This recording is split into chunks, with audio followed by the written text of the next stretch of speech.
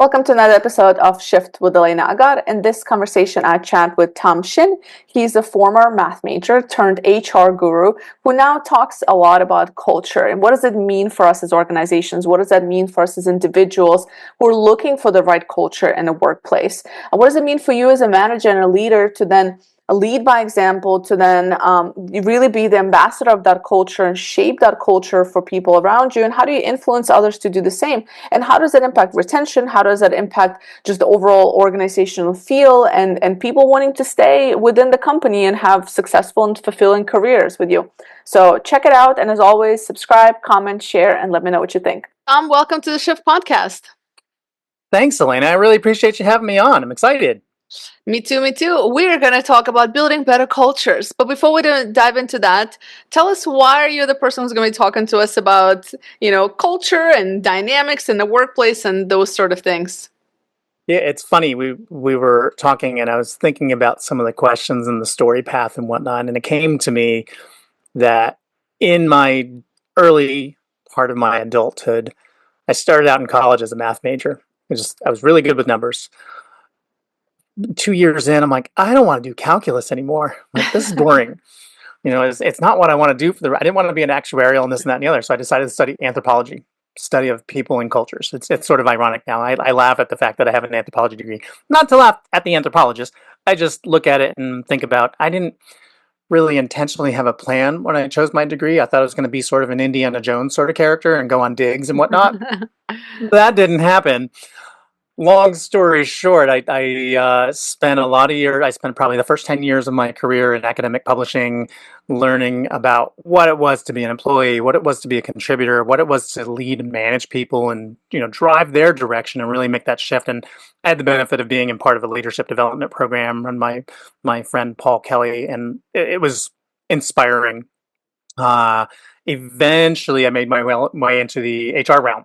So I had a couple of stints in a couple of different firms providing talent to different organizations at different levels. Some of them were technical, some of them were labor, some of them were administrative support and so forth. But you got to see how different organizations ran things. And it intrigued me, not on a grand scale, but it was really one of those over time, all the little aha moments are like, you could do this or you could do that, or I can't believe you guys are doing such an incredible job with X and Y and Z. And somewhere along the path, I met some people who had some other pieces of content that reinforced this notion that I can probably help some people. It was interesting to me in that I had a couple of friends say, you should charge people for this. You should charge people for this. I'm like, I'm just sharing knowledge. You can look this stuff up on the internet. And eventually I got to the point where I'm like, this could be a different path for me to jump in, just because of all the different organizations I've seen and helped, seen struggle, seen succeed, good managers, managers who did well in spite of their scenarios, and I really felt connected to those folks who just didn't realize, oh, I can do that. Oh, I can, add to the skill set or learn something new. And those aha moments gave me that inspiring direction to eventually build better culture. And so the intention was really, I've helped you all these years find great people. Now let me teach you how to keep them. Mm-hmm. There's a lot of talk, and especially like I do a bit of recruitment and so on. So it's like culture is like a big topic. But how does one recognize if it's a good culture or bad culture? Like, especially like maybe like somebody who's going into like maybe as a candidate, or just like how do you recognize what is culture in an organization? Are there like symptoms of a good culture or symptoms of a bad culture? Yeah, I mean, as a candidate, it's really hard to see what's behind the curtain. There's always this Wizard of Oz element. Now, mind you, if you're able to talk to different people in the organization as far as, how employers ask for references of candidates. All right, me as a candidate, I want references of you. If I don't know anything about you, I know there's job boards that allow you to leave reviews, but those are generally people who have been unceremoniously dismissed for one reason or another, or just had something, you see one or two of those, they don't really treat people right in this and that and the other. And there are probably some truths to it, but may have been just one manager. But as a candidate looking at how do I see if they have a good culture? It's being prepared with a good set of questions. Mm-hmm. Explain, just as a hiring manager would ask you, explain to me how you demonstrate your culture. Tell me about a scenario where you helped Susie and John and Bobby, some of the people that I interviewed with. Give me very specific examples. Just as they're interviewing you, they're using this behavioral style questioning. Mm-hmm. Give me an example of when this happened and how you exhibit that on a daily basis. You can see a lot. You can also see sort of the PR part of it. If they're advertising and really leveraging their employer brand in the community, like, are you involved with things like Habitat for Humanity or the animal shelter, or from a community involvement standpoint? But deeper inside the organization, as you talk to other folks and get those internal references, how does the manager support you? How does the CEO act when you're around? And yeah, some people are going to give you the niceties, but you're looking for some of those underlying tones, just as interviewers are looking for underlying tones and the things that candidates will say. Mm-hmm.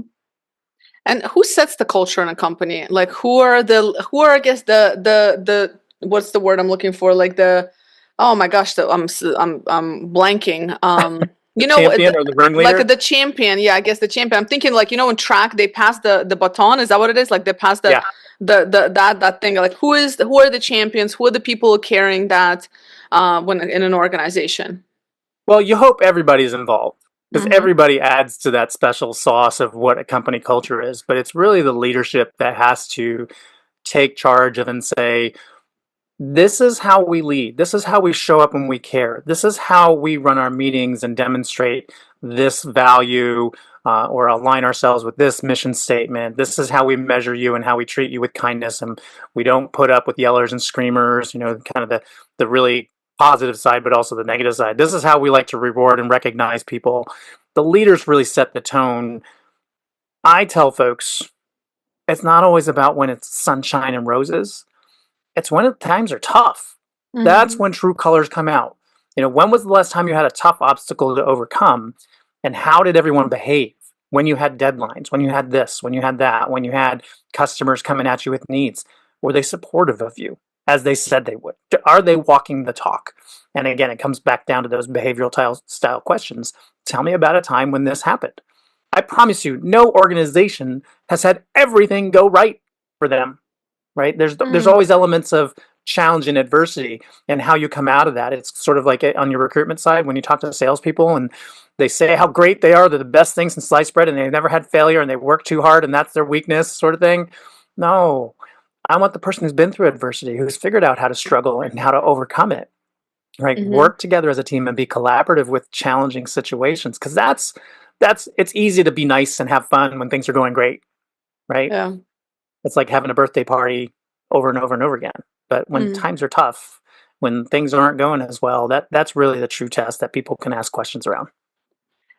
When you said that, that's a lot of it is on the leadership side. I just keep thinking, the poor middle manager who always Hmm. gets left out. Who, it's like yes, the leadership, like the senior leaders maybe need to be kind of leading by that example, but it seems like a lot of that still falls on the manager, on that, especially that middle manager, and it seems like it's becoming harder and harder to be a manager in today's workplace. So, and a lot of people that listen to this podcast are managers or managers to be, or people leading managers, or HR folks, and so on. So what are some thoughts on that from you?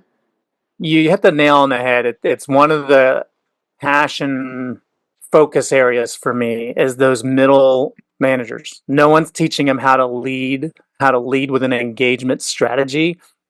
These are a lot of times, and most HR people know this, most business people know this. There's a good portion of people who get promoted because they are the quote unquote, I'll do the air quotes for those folks that can't see us, because they've been there. They're the logical choice. They've been doing this for 6 or 8 years. There's no one else in the building that can do this.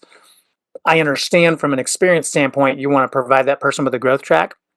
But if you as an organization haven't prepared them to have engagement conversations, touch base, build those relationships, know it's not just what you say, but how you say it and when you say it and how often. Those are elements that really lean into how middle line managers can step in and become the leaders that their people want them to be. Because I promise you, at that ground level, when you have that 20 something, 30 something person coming into the organization as the new employee, they're looking for leadership. They're looking for somebody to guide them and inspire them and teach them things, not just look at my metrics, sign the timesheet, off I go home. And the middle managers do get shortchanged on that in many situations. And it's really, I think if there was one call to action for them is seek out knowledge. If you're not getting the support internally, ask for it. If you can't provide that, if your organization isn't really set up to have that many mentors within the organization, find people outside of the organization. Say, look, you don't Mm. have this. That's okay. I still like you guys. I like what we're about, but I want a mentor to teach me about how do I engage with people more. We need more people. Great. Maybe somebody in a complementary business. You think of people who sell technology products like cabling. Well, maybe there's somebody who does the IT stuff that they know that they can lean into, not necessarily to be a poaching ground for employees, but just from an experience standpoint. There's lots Mm. of opportunities to learn. Mm.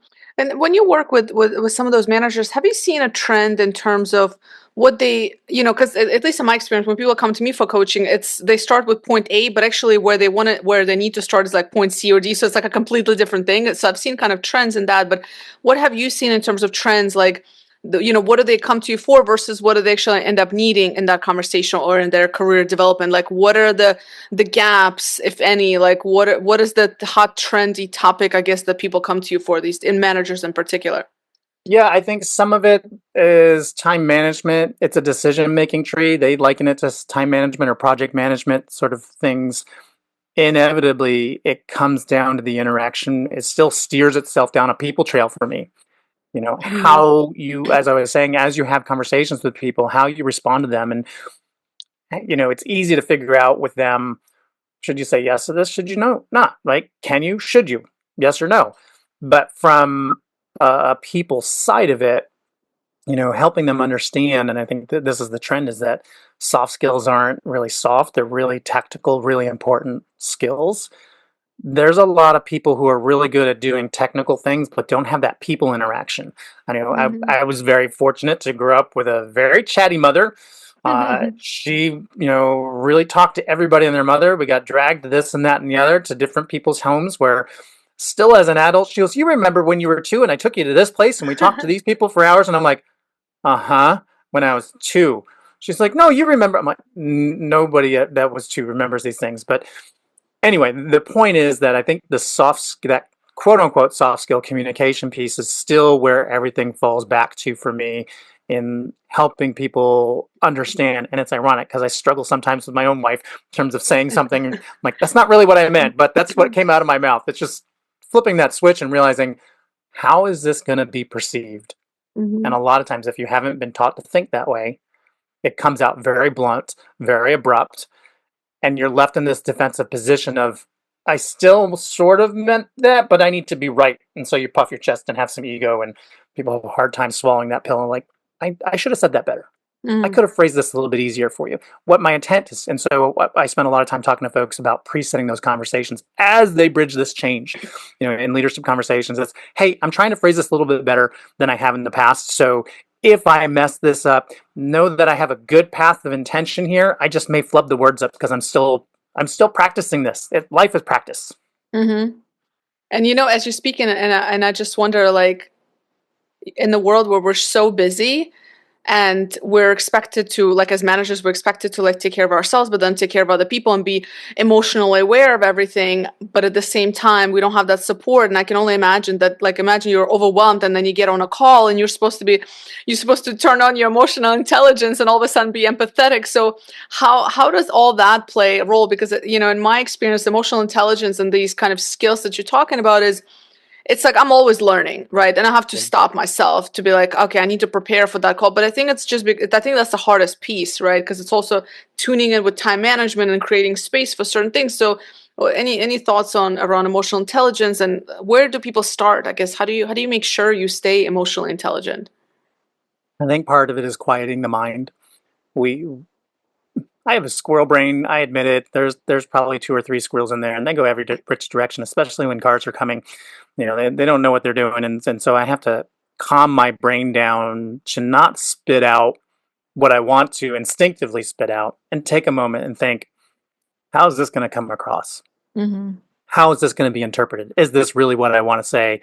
And, I have this conversation with different people that I coach and guide, in that you don't always have to be the authority in the room. Sometimes it's letting other people fetter out their ideas and bounce them off each other so they can have that learning moment.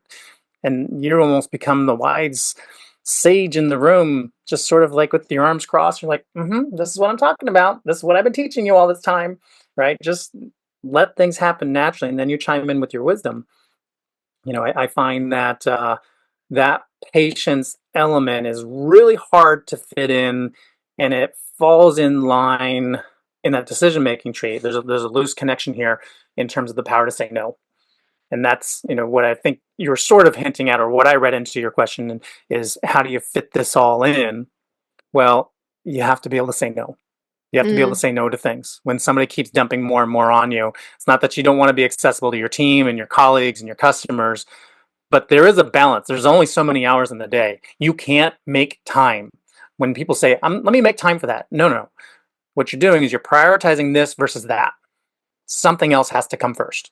And so that leadership component, both from a application of knowledge, but also taking time to learn it. I can't tell you how many people that I know that are in leadership roles. There are some that are great about it, and they read things and they study it up, and they review different sources, or watch a YouTube clip, or read a book, or go to a conference, and so on and so forth. There's others that they go about their day, 40 hours a week, 52 weeks a year. There's not a bit of learning that occurs, mm, right? I'm too busy for that. I've got this to do. I've got that to do. Oh, you're going to be in the same boat or worse, because this generation that's coming in, they want to learn, they want to grow. There's a thirst for knowledge, and they know it's there. And they know, because of all the stuff that's happened since the pandemic, there's a whole lot more media and information out there to learn from. So they're going to find another place that's going to support them. And leaders are in that boat too. Those middle managers, there's other places that are going to support them and give them that leadership direction and that information space to gain new knowledge and grow. mm-hmm. Yeah, and it's also very difficult to stay relevant if you're not learning and growing, because if you're just 100%. bottled down, just doing your day to day, I see this happen a lot. Like people just kind of come out of their, hibernation in their in the specific work task that they've been doing for a year, and they're like, and then all of a sudden they're not needed anymore, or the train has left the station, and it's like this surprise. But it's like, well, why should, and to your point, like the younger generation and generation coming in, and just everybody else is kind of like, especially with AI and everything, you know, I mean, I myself personally think, like, as a coach, like, when is AI going to replace me? Like, I mean, ChatGPT does amazing conversations these days. Yeah, Right? I think So, it's that adaptability and the human story connection. Like AI is based on what information is out there, and I get that, and it's machine learning and so on and so forth. That human component in our world, may will it someday, when Terminator rears its ugly head, maybe, but it'll be well beyond us. So I'm not worried about it for my timeline or my kids' timeline. But there's so many great uses you can make out of that technology side. But yeah, that younger audience, there, if you remember back to the start of your career, you were asking questions, you were a sponge, you were observing things. This generation's doing the same exact thing. Yeah, mhm, they might be doing it from a Zoom camera or from emails, but they're learning good behaviors.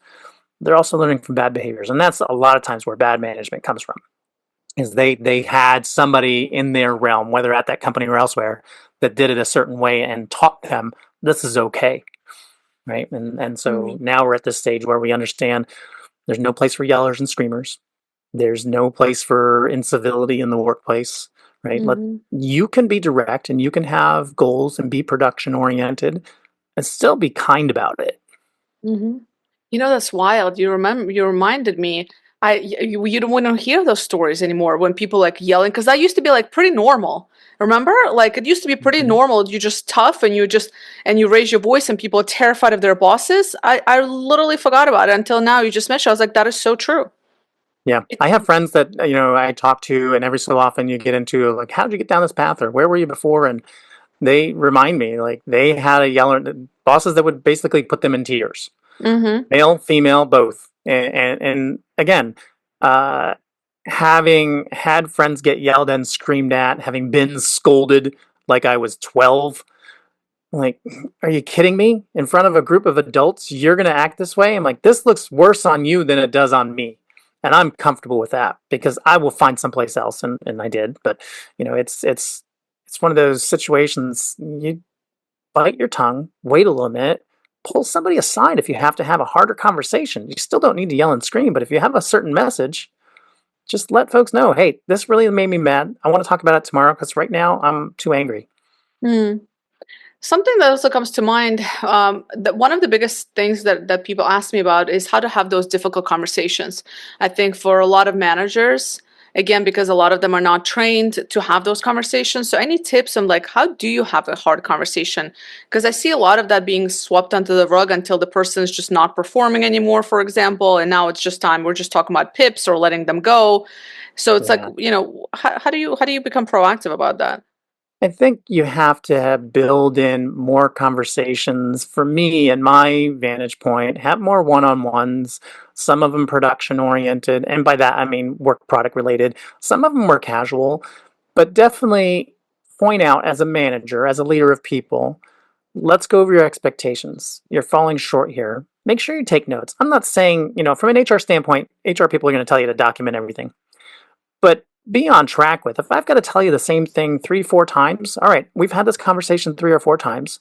Things haven't changed, or maybe things have changed in a drastic direction all of a sudden, and the behaviors and activities have changed. Hey, I'm noticing some changes going on here. I'm a little troubled by it. I want to voice these concerns now so that's not a surprise for anybody down the road. Our expectations are X and Y and Z. They always have been, and we want to be very clear about that. I want to know, is there something else going on that's interrupting or getting in the way of you achieving this? Right? Are there roadblocks or obstacles I can help you with? Is this really you just not buckling down and you need a little breather? Find out some root elements to why the behavior shift. Sometimes there's stuff going on in their personal life they just haven't been open to tell you about. And it's not that you need to know every little nook and cranny about their personal life. There is that balance. But just to know, hey, I've got some personal stuff going on at home, right? It's affecting my day to day here. I need a little bit of breathing room on this. Can you help me with this project? I promise you in 2 weeks, I'll be back in sync. The right employer is going to give you that room. They're going to give you that patience. That's, again, carrying the walking the talk about what you say you're going to do and supporting people. Right. Support your people in good times and in bad. It's kind of like wedding vows, right? You're going to get engaged, and from a employee employer standpoint, you're going to get married at some point. Maybe there's a divorce at some point.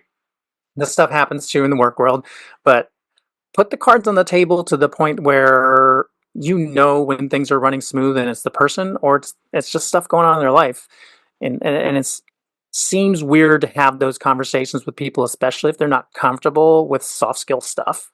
But if you, as a business owner or an HR manager, practice it with them 2 or 3 times, 4 times, until they realize, oh, and you just got to keep throwing wild card curveball answers at them, or say, hey, let's role play this with one other person and just help you practice this. Mhm. Managers aren't given the room to practice. When you start a job, hey, try this out. How'd it work? Oh, you failed? All right, try it again. Do this, right? You give your employees a few chances to try things. Managers don't get that, Mm. right? They're immediately made to feel like you do this and you do this perfectly. There's no Yeah. conversation about if you fail. It's just when they do fail, they get called out or promoted outside the organization, as we call it. Yeah. It's Yeah, tough. and another topic that comes to mind and that I often get reached out to about is resilience and about, Mhm. we need a more resilient workforce. We need our people to be more resilient because companies are going through change on individual level, professionally, we're all going through change with different things happening. But it's like, can you really teach resilience and how do you work within that? What's your thoughts on that? I think for each audience, both the person expecting it and the person that's going to be delivering what they would consider resilience need to come up with a common definition. What does resilience mean to you? Well, in my day, when this happened, you give very specific stories about what happened. Now tell me what resilience means to you. We'll say Gen Z person, just as an example, and have them Mhm. describe that. Okay, now here's where we see I'm here, you're here. Let's find where we meet in the middle to understand that we're getting the work product. There are always multiple ways to get things done. It's kind of like I use the roadmap analogy. You can get from, Albany, New York to Pittsburgh, PA, a few different ways. Some are going to take longer, depends on how you're traveling, depends on the weather, etc. But there's multiple ways to get there. If your employee can show you a different way to get there that's still within the parameters of the expected timeline and so forth, All right, give them a little bandwidth, give them a little breathing room. But within that resilience conversation, have an understanding of, don't assume that they know what that means, because I promise you, half of it they'll get, half of it they won't. They haven't lived that. Mm-hmm. Right? They haven't had that storyline that you have. Nobody has. We like to say in this, like, I'm a Gen Xer. I have folks who are like, well, you know what it's like, and da da da da, right? You have this work ethic and drive and da. Like, every person's story is based on all the yesterdays of their lives. There's no common sense. As this one person I heard say, Libby Carino, she mentioned no common sense. Is we make assumptions about what everything is common. There's nothing common about it. I have different parenting. I have a different experience than my siblings. In the same household. Mm. Right? Set the barometer, define the terms, define the rules of the game. It's kind of like when you play Uno with people for the first time. Do you double up on the draw twos? Do you double up on the draw fours? Can you end on a wild card? Depends who you play with. But if you set the ground rules, and you don't have to be so tight around it, but that really level sets the expectations about what resilience could be, and understanding what you're expecting from the outcome. How you approach it, that's a flexibility mindset. I Mm. think that's a tough thing that some people have with, this is how I've done it. This is how I've always done it. This is how people did it before me, people after me, everyone that's been here since. It's hard for them to acknowledge that it can be done a different way and done Mm. well. What's resilience to you? How do you view that? I think there's a persistence to it, and like, you have to have a balance point of, I want to try new things. I want to try new routes, but there's a time limit on it. And what I mean by that is, if I'm trying to figure out a new software system, I think I've used similar systems. Let me try and figure this out, because I need to do hands-on stuff to learn something, for example. Give me some time to sort of figure out where I attach files and how I search for things and how I edit things. And if I get stuck in the next hour, I'll come back to you and ask for help. Right?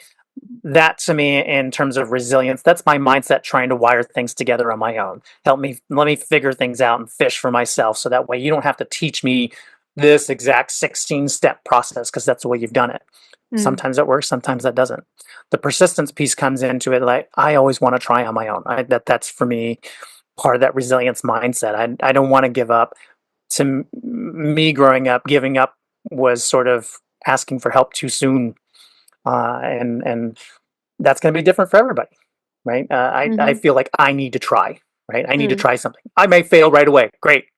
I don't know how to do this. Show me. I think of like stuff at the gym. I'm like, I can't do a handstand walk. I would love to, but I can sort of get up in that handstand position. But if you've seen people who stand up on their hands, they will curl their back when they roll over. I flop. It's just like smack right into the Smack. ground. That'd be me. But I have to try it, right? And now I Yeah. know, like, this is what my body does, because I don't have control. Haven't connected the parts of my brain that say, roll your back, roll your back, roll your back. I'm thinking, I'm gonna fall and it's gonna hurt. Yeah. Shifting gears a little bit, what are you excited for 2025 in your work and some of the things that you're doing? I like that businesses over the last couple of months are having more and more conversations about engagement. I learn something new every time I have new conversations with folks and how they measure success. It's not just a behavioral test. I use one for the work that I do. That helps you give a benchmark, but real true follow through in terms of engagement in the workforce and having people do things. People define it differently, but depending on their role and their experience. And so some people are, if they buy into the process, this is how we do things, I'll know that I'm on the right track. If I have the metrics to say everybody's turning in a report, on this date, then I can eventually get to the touchy feely stuff, as they may refer to it. Mm. But I'm really forward to. I have some facilitation projects coming up that I'm looking forward to working on. Just getting exposure to other organizations, some other conferences that are coming up next year. Every day's a new adventure. There's always something to look forward to. So I just try and find the. It's not necessarily the silver lining. It's, where's the sunshine today? Hmm. Maybe it's in my town, maybe it's not. I can go on the computer and look up a sunrise and still feel pretty good about it, or look forward to something. It's not hard to find optimism in my world. Yeah, we all get beat down once in a while, but as they say, the sun will come out tomorrow. Yeah. Yeah, absolutely. Yeah, no, it's a I think it's a very exciting space to be. The other day I saw an article yesterday, I think it was in Business Insider, and they're saying that the wellness industry is like 6 point something billion, trillion, I don't Wow. know, some crazy amount. And a big part of it is like well-being stuff and engagement stuff in organizations. So I think annually, like collectively, organizations spend like it's like a $50 billion industry just for well-being initiatives, and engagement is like a big part of it. Like well-being is a big part of engagement strategies now for Yeah. organizations. So I'm excited about that because that's the space I kind of hang out in. And I think a lot of that falls into like the work that you do around like working with managers, because it's all about resilience and preventing burnout. And that's where we're shifting our gears as organizations, is like we're not so focused on skills, we are, but different kind of skills now it's like, how do we manage our energy, how do we take care of ourselves? And it's, I mean, the numbers around it is just like, I wish I had the numbers. I'm gonna But it's look up, still, I'll it put it in the makes show notes, complete but it's, sense. yeah. Yeah, it makes complete sense, and that's exciting to hear about that much of an investment. I like that more people are having more conversations about this. Like if you think back during the pandemic and the first couple of years, the mental health component, we weren't talking about it before that, not loudly enough. We all know that, but now it's everywhere. People talk Yeah. about going, they go to see their shrink, as you call it, or go to see their counselor or their, or what, whatever person they're happy to talk about it. I go see somebody and talk about this and this and that and the other and help me feel better. And those Yeah. stigmas are starting to go away. There's still people that look at you funny. That's These type of changes take decades, but I love the fact that people will talk about it. I love the fact that more and more people are talking about engagement and doing things about it, and getting a little bit more skin in the game and shifting the leaders' mindsets. Because usually for me, and I don't know if this is the case for you, with small businesses, yeah, you'll talk to business owners or like operations people. In the large organizations, the HR folks, and they're getting more of a seat at the table with this conversation, and people are listening. So that's inspiring to me. Yeah, absolutely. It's I found it. So it was uh I sent it to a friend. So the global wellness industry is 6.3 trillion, and when you go deeper into it, there's a lot of that well-being piece. So it's not just the health and the gyms and stuff like that, but there's a lot more to it as well. And then the well-being by itself is like 50 billion in That's amazing. industry, which is wild. So like I think the combination of those two, I mean, it's just wild, the numbers that are out there. So it's yeah, it's pretty exciting times from that side. And I think, I think that's, I mean, considering how unhealthy we are, and then at the same time we're expected to be producers and like be at our top performance, in organizations. I think those two go hand in hand, and I'm excited Well, for that. and I would say the bigger trend that I've seen, and this really is a lesson from the younger generations, they're just saying no, Yeah. right? They're like, I'm not gonna, and it drives some boomers and Xers nuts in that they have a different definition on that resilient side. Like, I'm gonna work 60 hours a week and do all this extra stuff.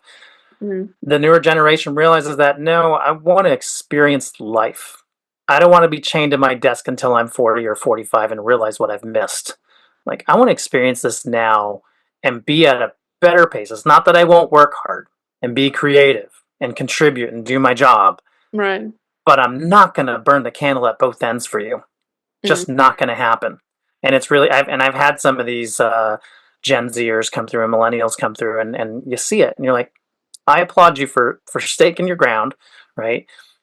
They're not slackers by any means. They will produce, and I think it's us being comfortable with people doing it differently. But that's another big trend, is that power of no is huge, and just setting a boundary. And the beautiful thing is it's folks like you and I. I have 20 something kids now. 20, not number of my kids are in their 20s. Is the better way to say it. I thought about it. I was like, wait a minute, did he just say that? More power to you But if you did.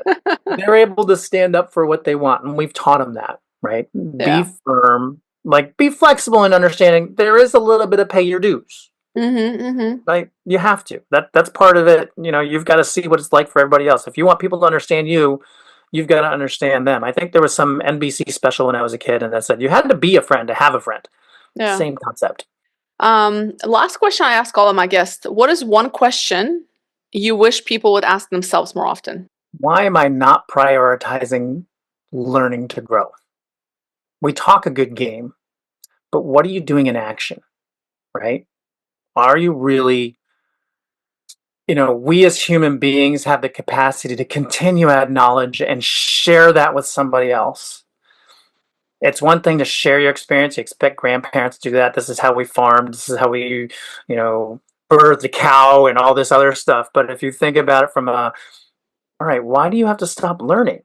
Like my mom reads books all the time. She rattles this and this and that and the other, and I'll buy her random things for Christmas, just different books because she has a thirst for knowledge. It's not that she needs to learn how to make a shadow box out of ash trees and this and that and the other, but she's continually adding new information to her brain. And I don't ever want that to stop. And I don't think people ask themselves that enough. Like, am I continuing to add new knowledge, or am Mm, I just sort of kicking back? Just because you don't want a frenetic lifestyle doesn't mean you have to stop learning. yeah, absolutely. Well, we've learned quite a bit in this conversation, so thank you so much for being here, and I look forward to chatting with you again. Awesome. Thanks for having me, Elena.